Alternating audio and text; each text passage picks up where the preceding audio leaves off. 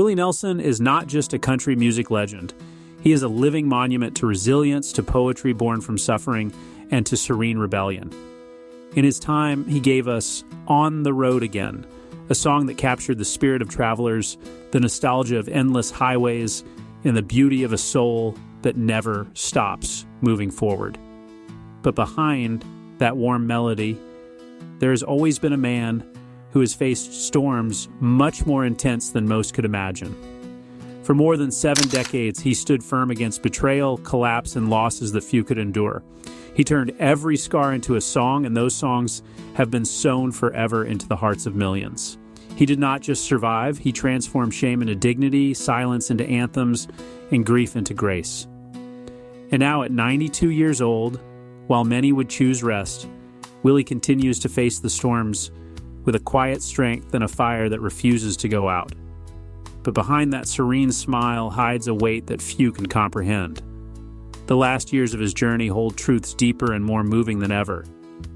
Before he was a legend, before the world heard the rough tone of his voice or the melancholic beauty of On the Road Again, Willie Nelson was just a forgotten child in Dusty Abbott, Texas. He was born in 1933, but he was abandoned long before he had a real chance to belong. His mother left first, disappearing like smoke, without a note, without a goodbye. His father, barely able to hold his own life together, remarried and also left. Willie was just a baby, too small to understand the betrayal, but old enough to feel the wound. He and his sister Bobby were left in the care of their grandparents, poor but big-hearted, who did their best to fill the void that others had left. It was not abandonment out of disinterest on their part, but pure survival. But that survival came at a high price. His grandfather, a blacksmith and the first person to place a guitar in his hands, became his only anchor, his silent strength, his hero. And when Willie was just 6 years old, pneumonia took him away. That loss was not just devastating, it shattered the little security he had left.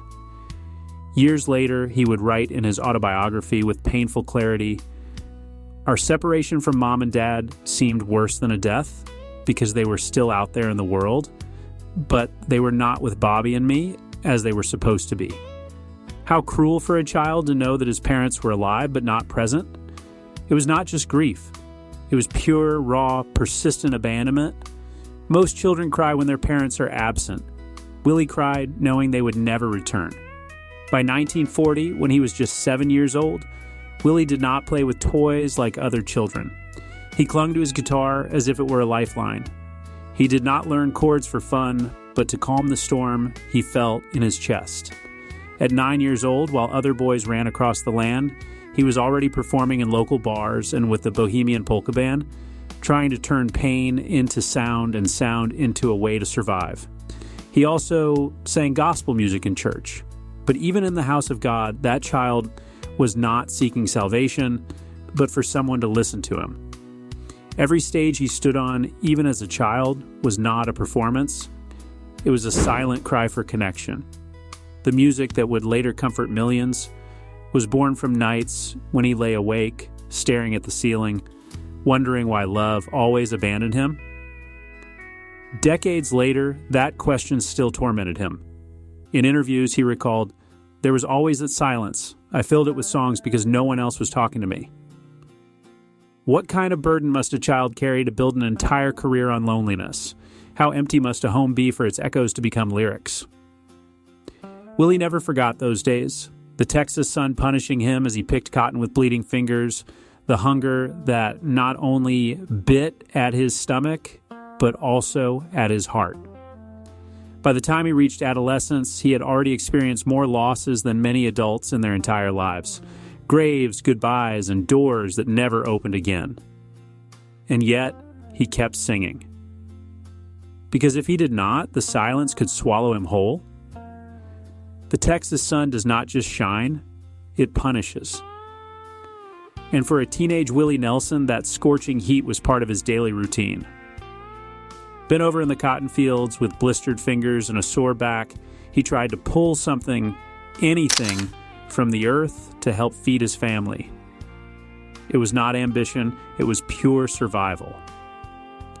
By the time he turned 14, around 1947, he had already gone through more jobs than many adults twice his age. He was a tree trimmer, telephone operator, nightclub doorman, encyclopedia salesman, radio announcer.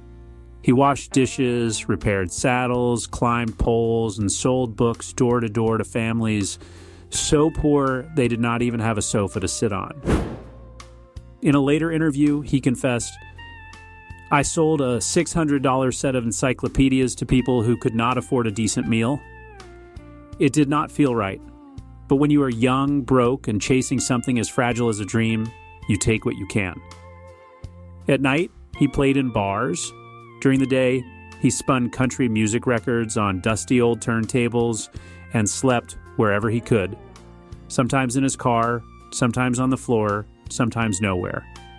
And Nashville, the city dreamed of by every country musician, closed its doors to him again and again. No contract, no interest, no promises, just silence and rejections. Then came a moment so dark and piercing that Willie almost did not overcome it. In his 20s, living in a rundown trailer on the edge of a cemetery near Nashville, he felt consumed by rejection, failure, and the alcohol he used to numb the pain. One night, he went out and lay down in the middle of a street that was normally full of traffic. He did not do it for attention, but because he did not know what else to do. No one stopped. Cars swerved around him as if he did not exist. In that instant, he did not see his life flash before his eyes. There was only silence. Did I feel relief? Was I disappointed? He would write later. I do not know for sure. I only know that I got up, went back to the bar, and had another drink. That is not the kind of story that ends with applause, but it is the one that forges legends. Because sometimes the strongest thing a person can do is get up again. And Willie did. Not because he saw hope, but because he could not bear to give up. Without money, without a car, and without a place to sleep, he tried to hitchhike to Portland, Oregon to find his mother. No one stopped. So he curled up in a ditch by the roadside with his guitar beside him and the rain soaking his clothes, wondering if life could sink any lower. Then a trucker stopped, offered him a ride and $10 for a bus ticket. It was not much, but it was enough. That moment became part of the silent mythology surrounding Willie. Not as a star, but as a man who refused to stay broken. Later, he would call those years a long storm. And it truly was. Without shelter, without a compass, without applause. But in the midst of that storm, he found something stronger than comfort, the naked, raw truth that music was all he had. And it would have to be enough. Some men write history. Willie Nelson wrote its soundtrack long before the world knew his name. In the late 1950s, after years of picking cotton under the relentless Texas sun, trimming trees to make a living, and surviving as a DJ and dishwasher, he still clung to his guitar as if it were oxygen. He played in nightclubs, sent demos, and wrote lyrics into the wee hours, lyrics that would one day define American music. But back then, no one was listening. In 1959, penniless and living in a modest apartment in Houston with a baby on the way, he composed a heartfelt gospel ballad called Family Bible, inspired by memories of his grandmother singing hymns at the family table. Desperate to buy food, he sold the rights for just $100. The song became a hit on the radio, performed by Claude Gray, praised for its purity and timeless message. But Willie's name did not even appear on the label. The applause came, but not for him. That blow was not unique. It became a pattern. In the following years, Willie would write song after song, true gems that ended up in the voices of others. Crazy, a melody born from the deepest wound and nostalgia, achieved eternal fame in Patsy Cline's interpretation, becoming one of the most played pieces on jukeboxes of all time. Funny How Time Slips Away was recorded by Billy Walker and Pretty Paper Found Life in Roy Orbison's voice. They were not simple songs. They were the emotional architecture of an entire generation. And yet, for the average listener, Willie Nelson remained invisible. While his lyrics echoed in bars and jukeboxes across the country, he served drinks, not signed autographs. Nashville did not just ignore him, it erased him. When he tried to sing his own truth, producers told him his voice was too rough, too raw, too worn. That he did not have the right look. No pompadour, no sequins, just braids, a serene gaze, and a face that showed every mile traveled. They did not hear the soul in his gravelly voice or see the poetry in his weariness. They wanted polish and perfection. Willie brought truth, and that is why they told him he did not belong. Imagine writing the soundtrack to others' success and being told your story does not deserve to be heard. It was not just rejection, it was constant erasure. While other artists climbed the charts with his words, he walked dark streets looking for used guitars and sympathetic ears. He worked as a DJ at small stations, played as a sideman in honky-tonks, and even taught Sunday school to survive. And yet, he kept writing.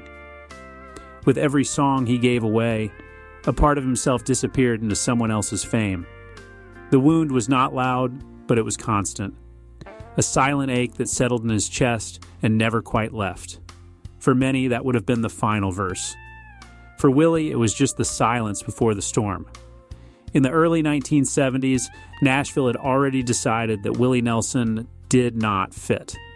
His voice did not fit their mold, his image did not match their suits, and his songs were too raw, spiritual, and defiant. They wanted shine, not authenticity. When RCA let him go and critics wrote him off, he packed up what little pride he had left and returned to Texas. Months earlier, his ranch in Ridgetop had burned to the ground. A fire that for him was more symbolic than accidental, the final burning of everything he had tried to be for the industry. At 39 years old, without money, and with his spirit battered, anyone would have disappeared. But in the midst of the silent chaos of Austin, Texas, something unexpected awaited him. Austin was not like Nashville. There were no stiff suits or rules about accents or rhythms. In smoke-filled bars and improvised backyard stages, long-haired hippies sat next to rodeo cowboys. No one judged if you looked like a rebel.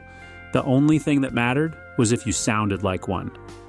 When Willie appeared, marked by rejection, but still vibrating with poetry, they saw him for what he was, an outlaw. In 1973, he released Shotgun Willie, a ragged and unapologetic album that did not seek approval or radio formulas. It just told the truth. And for the first time, people listened. Not because it was perfect, but because it was real. That record opened a door, Phases and Stages pushed it a little further, and in 1975 came Redheaded Stranger, a minimalist conceptual album with haunting silences and austere production. RCA had previously asked him to clean up and fit their molds. Columbia Records gave him absolute freedom. The result, a masterpiece. It was soft, almost ghostly, but every note sounded like a confession. Critics called it uncommercial, but fans proclaimed it a revelation. That same year, he joined Waylon Jennings, Jesse Coulter, and Tom Paul Glazer to create Wanted. The Outlaws, the first country album to go platinum. Suddenly, the man they had scorned became the face of a movement. But that was not just music, it was an act of defiance, living proof that from the ashes of rejection, a new fire could be born. Willie no longer sang only about heartbreak. He had become proof that not being accepted could be an advantage. He wore braids, smoked marijuana, played guitar his way, and dared to sound like himself. And in doing so, he gave permission to other outcasts, dreamers, and nomads to do the same. He no longer sought fame, he had become something greater. The voice of those who did not fit, the anthem of the discarded.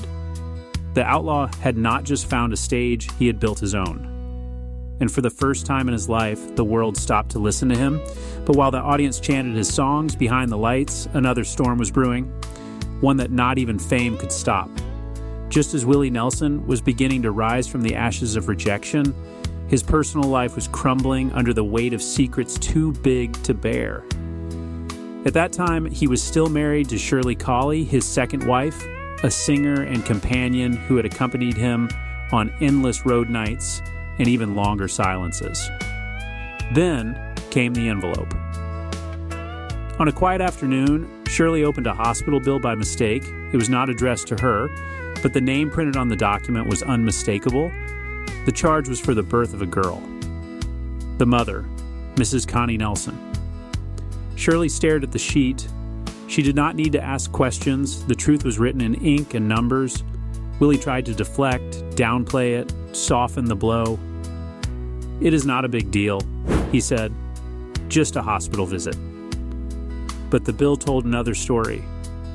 Finally, with a low and defeated voice, he confessed, "Connie is my girlfriend. Paula is our daughter." That instant broke what little was left between them. It was not just a betrayal, it was a truth that leaves an impossible scar to erase. The marriage ended, and although Willie would later marry Connie, the cost of that union would follow him for decades, not just in headlines, but in the form of guilt. Around the same time, his beloved ranch in Ridgetop had already burned to the ground, a place where he had poured his heart, his roots, and his hope.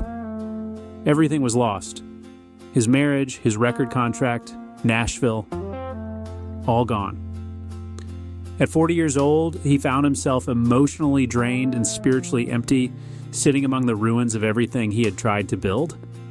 He even admitted that he was on the verge of quitting music, not because he stopped loving it, but because he doubted he had the strength to keep surviving in it. And yet, even then, something inside him refused to die. Maybe it was stubbornness, maybe guilt, maybe the voice of that child who once strummed a guitar on a church bench, believing that music could still heal. Whatever it was, it took him back to the stage with a broken heart and a loaded conscience. That is what made Willie Nelson different. Not just his voice, not just his songs, but the way he bled in silence and still kept walking through fire, failure, and heartbreak without stopping to sing. The flames did not just take his home, they also ravaged the last illusion of stability in his life. While his marriage crumbled and Nashville closed its doors, Willie was not simply walking away from a career, he was entering the unknown, carrying mostly his scars and a sound the world had not yet fully heard. Many thought he was finished. For the industry, he was a man with a voice too rough, a look too worn, and whose best songs had already been sold and performed by others. In the early 1970s, Nashville had quietly pushed him off the map, like an old page torn from a forgotten book. His ranch in Ridgetop was already ashes and smoke where his dreams had once been. His marriage to Shirley Colley had broken amid scandal and sadness, and RCA, the last link to the industry, wanted him to bend or break. Willie chose neither. So, at 39 years old, he packed the remnants of his life and returned to the only place that did not ask him to change: Texas. Austin did not await him with a record contract or a shiny stage. It offered something much more valuable: freedom. The kind of freedom that smelled of beer and sweat in roadside bars, that danced barefoot on dirt floors under starry skies, where music was not manufactured in an office, but sprang from the soul, raw and authentic. Austin in the early 1970s was chaos and harmony at once. Long-haired hippies played alongside sun-weathered cowboys. Rednecks and radicals sat shoulder to shoulder in small venues that did not care if your boots shined, but if your song was honest. In the midst of that beautiful disorder, Willie Nelson found his home. Without trying to impress Nashville, he started writing and singing as the man he truly was.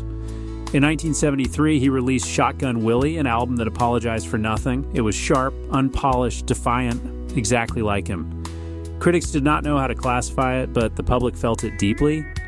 Willie no longer sought approval. He was telling the truth. That album was just the beginning. Then came Phases and Stages, a conceptual record about heartbreak that seemed torn straight from the most painful pages of his soul. And in 1975, he released Red-Headed Stranger. For the label, it was a mistake. Too quiet, too simple, too strange. But that was the point. It did not sound like anything else. It sounded like Willie. The album, built with soft chords and ghostly silences, did not shout for attention. It whispered and the world leaned in to listen. It went multi-platinum and the outlaw stopped hiding. That same year, he joined Waylon Jennings, Jesse Coulter, and Tom Paul Glaser to record Wanted, The Outlaws, the first country music album in history to achieve platinum status. Together, they were not just playing music, they were rewriting the rules. Willie let his hair grow, dressed how he wanted, smoked what pleased him, and played with a guitar named Trigger, carrying in his heart all his scars and in his voice the echo of a lifetime. He did not return to fame by elbowing his way onto the old stage. He built a new one with his own hands, his own chords, and his own truth. And somehow, in the wild heart of Texas, the world began to hear the man they once told to sit down and be quiet. Willie did not just return to music, he returned to himself. By the early 1990s, he had already achieved the unthinkable, rising from the ashes, creating his own space, redefining country music, and becoming an icon of the outlaw soul. But just when it seemed he had overcome all the storms, a new one appeared. This time, it did not come with fire or heartbreak. It came in the form of a letter. Cold, official, unrelenting. The Internal Revenue Service demanded $16.7 million in back taxes. Years of poor financial management, unreliable advisors, and excessive trust had led him to this. In an instant, everything he'd rebuilt, his ranch, his studio, his memories, was in danger. Federal agents raided his home, seized his precious recording equipment, even threatened to take Trigger, his beloved guitar. For Willie, it was not just about losing objects. It was seeing his life's work packed into boxes and carried out the door. For a man who had already lost so much, that was a direct blow to the heart, enough to knock anyone down. But not him. Instead of hiding, he got to work. Willie did not complain, did not blame anyone, did not give up. He did what he had always done when the world tried to knock him down: create music. But this time, he was not doing it for the charts, but to survive. In 1992, with nothing more than a simple studio and his voice, he recorded an album titled The IRS Tapes, Who Will Buy My Memories? The idea was simple, raw, and honest. A man singing his story, offering his past to reclaim his future. No luxuries, no elaborate production, just pain, memories, and melody sold directly to the public through late-night TV ads. And then something extraordinary happened. America listened. His fans, lifelong and new, rallied around him.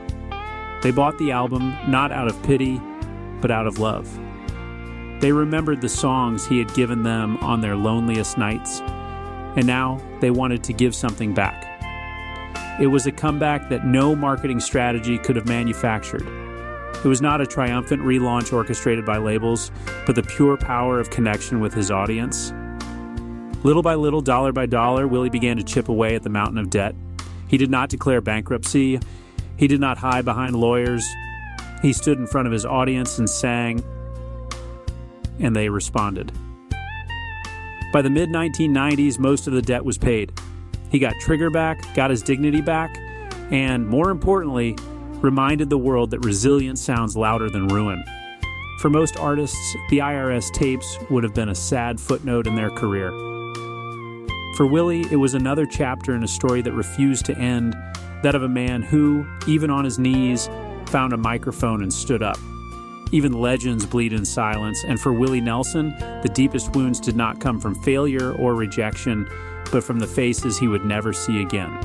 It was Christmas 1991 when time stood still. While millions lit candles, opened gifts, and hugged family, Willie received a call that shattered something irreparable. His firstborn son, Willie Nelson, had passed away in deeply painful circumstances. Billy was working on a gospel album, a reflection of faith and fragility, but inside him, a silent storm was raging. Years later, Willie would sum it up with the simplest and most devastating words: "I have never experienced anything so devastating in my life. There are no songs for pain like that. There is no melody for silence so deep." For years, every note he played carried the echo of Billy's voice, an unfinished memory. Since then, every Christmas, behind the lights and laughter, lives a father's grief. A wound dressed in music, but never healed. He stopped doing Christmas concerts for a while, and when he returned, it was not the same. Fans said you could hear it in his voice, a silent pause where there had not been one before, a wait in every phrase. At every family gathering, that empty chair was still there. Then, in February 2020, while the world began talking about a virus, Willie faced another loss that would leave him marked. Paul English, his drummer, bodyguard, adventure companion, and brother in spirit, died at 87 years old. Paul was not just a band member, he was family. They met in 1955 when Willie was still sleeping in cars and playing for coins. Paul showed up with 2 paintbrushes and a cardboard box saying he could play drums, and somehow he did. Through bar fights, empty pockets, and endless roads, Paul was always there. Willie used to say, "If I had not gone with Willie, I would be in prison or dead." It was not a joke. Paul carried money, looked after the group, solved problems, and sometimes collected debts with a pistol in his boot. But above all, he was Willie's anchor in the midst of chaos. Paul was the kind of man who did not flinch in chaos. When there were arguments among band members, he did not raise his voice. A look from him was enough to restore silence. After his death, Willie's daughter Amy called him the co-patriarch of the family. He did not just keep the beat on drums, he kept the family together. When that beat stopped, something in Willie's world also fell silent. On stage, the band kept playing, but for him, something was missing in the rhythm, something that could never be replaced, only remembered. 2 years later, in 2022, that silence grew even deeper. His sister, Bobby Nelson, passed away. Bobby was not just his sister. She was his first duet partner, his first band member, his lifelong musical shadow. Both were raised by their grandparents after their parents' abandonment. It was Bobby who stood by him at the family piano, who played on his first records, who knew every scar he carried from childhood. Together, they wrote a book, Me and Sister Bobby, a love letter to resilience and music. In it, Willie wrote, "Without my sister, I would never be where I am today. I have always needed her. When she died, it was not just a loss, it was like a bridge to everything he used to be collapsed.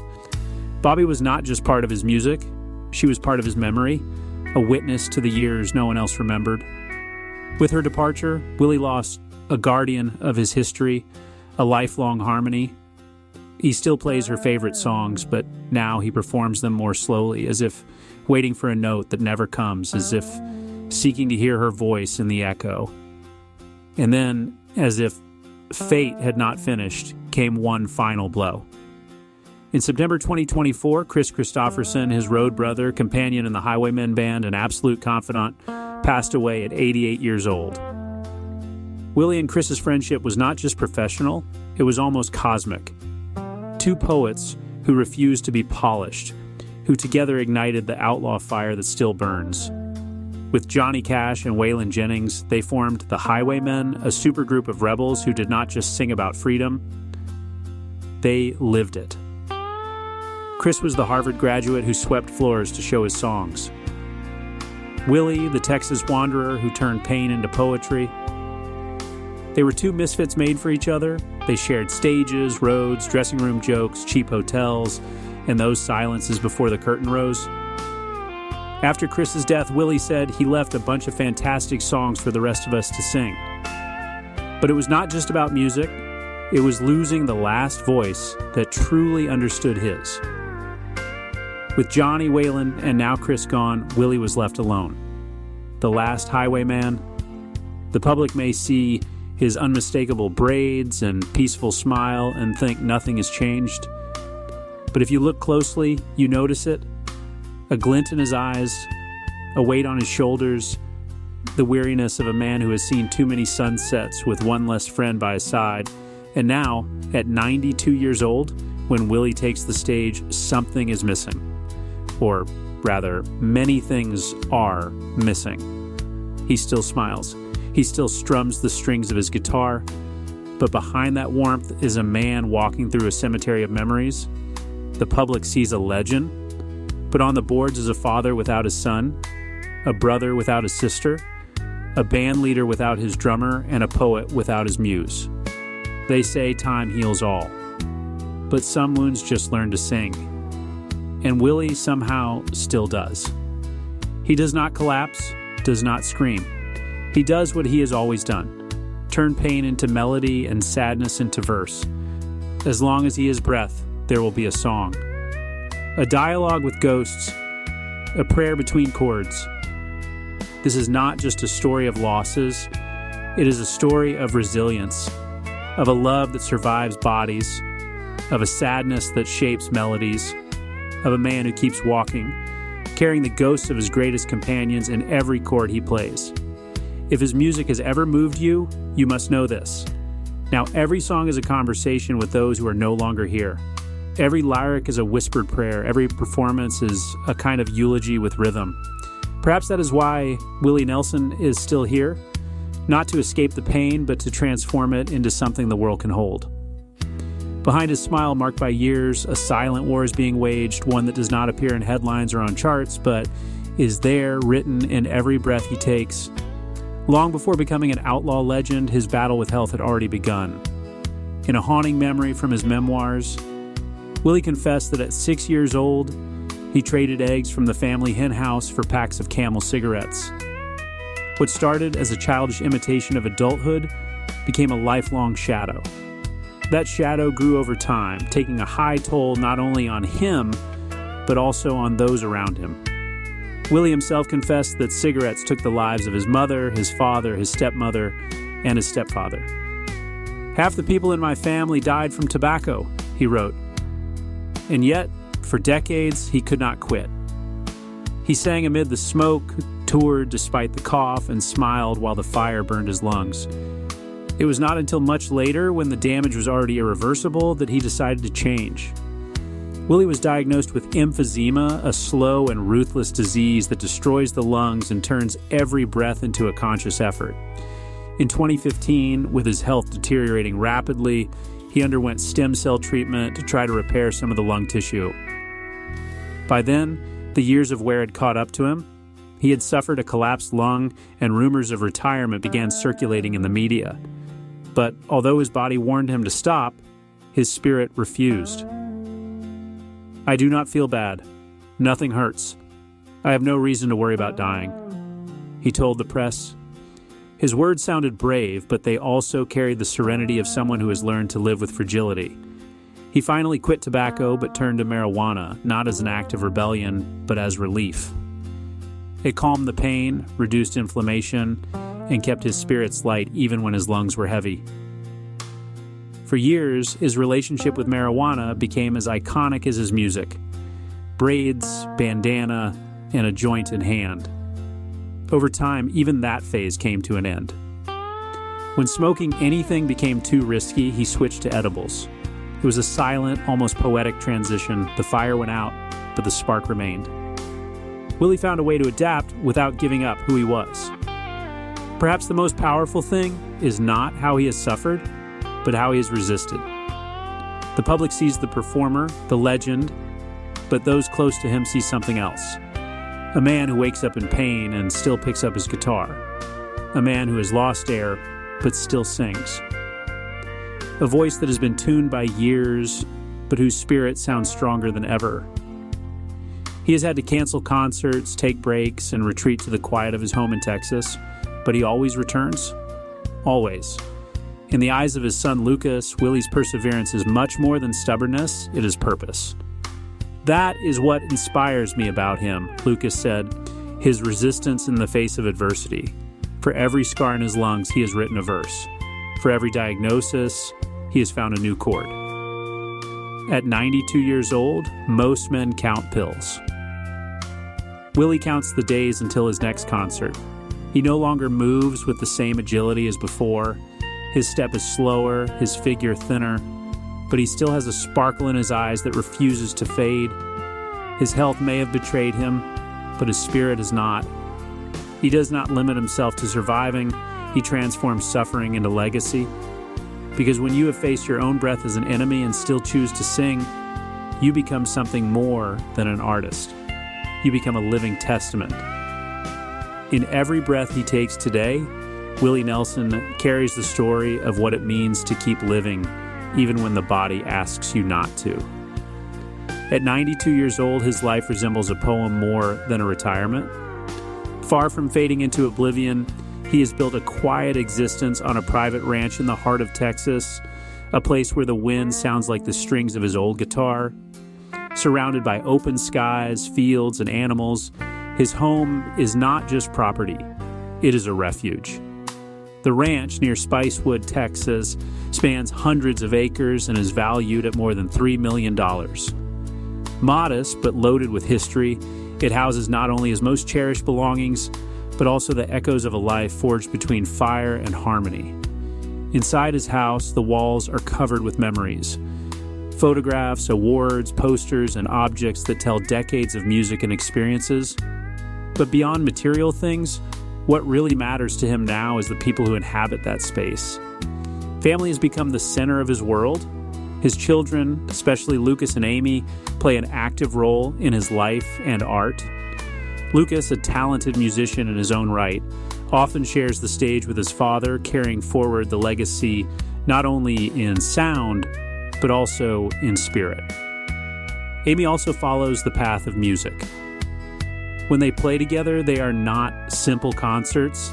They are conversations between generations, echoes of Willie's early days, only now surrounded by love and continuity instead of uncertainty. Physically, his body reflects the years on the road. Thin, with skin marked by time, but his eyes still shine with that unmistakable spark, a mix of mischief, peace, and hard-won wisdom. After quitting tobacco years ago, he also stopped smoking marijuana, resorting only to edibles to ease the aches of age. His emphysema diagnosis forced him to take health seriously, and in 2015, he underwent stem cell treatment that helped stabilize his lungs. Today, he maintains his well-being with a simple but disciplined lifestyle. Organic food, gentle yoga, meditation, herbal supplements, and long walks around the ranch. He does not chase youth. He honors age. Financially, the man who once lost everything to the IRS has rebuilt his wealth with remarkable resilience. Income from tours, royalties, sponsorships, and a successful line of CBD products have made him comfortable again. However, Willie does not boast about his fortune. In 2025, his net worth is estimated between $25 and $30 million. That income comes not only from his legendary music catalog and live tours, but also from Willie's Remedy, his successful line of CBD products, and a modest portfolio of properties in Austin. His ranch represents a significant part of that value, and yet he still wears the same worn boots as always, travels in his old tour bus, and carries his beloved guitar trigger, now marked by scars that make it sacred. Like its owner, it has been through fire and storms, and still sings. In April 2025, he released his 76th solo album, The Last Leaf on the Tree, produced with his son, Micah. It is not just a collection of songs. It is a statement of presence, survival, and reflection. Each track explores the reality of aging, the weight of loss, and the lightness of learning to let go. It is not a goodbye. It is a note of grace. Critics have praised it as one of the deepest works in country music in the final stage of a career. And despite his age, Willie continues to perform live. In October 2024, he surprised the world by taking the stage in Texas alongside none other than Beyoncé. The image of him, thin but firm, playing Trigger next to one of the biggest pop stars on the planet, was more than a performance. It was a cultural bridge, a reminder that authenticity has no expiration date.